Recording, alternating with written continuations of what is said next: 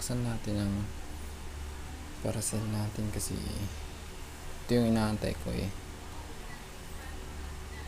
Nangangarap kasi maging vlogger. Kaya itong una kong binili. Yan. Mabilis lang siyang dumating eh. Nasa 2 days lang dumating na. Wait lang.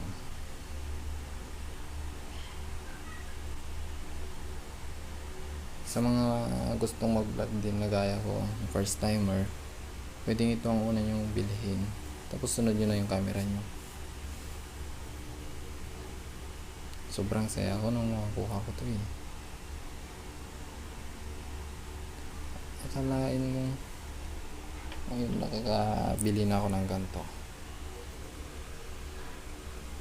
Ito ang maganda dyan eh. Maganda yung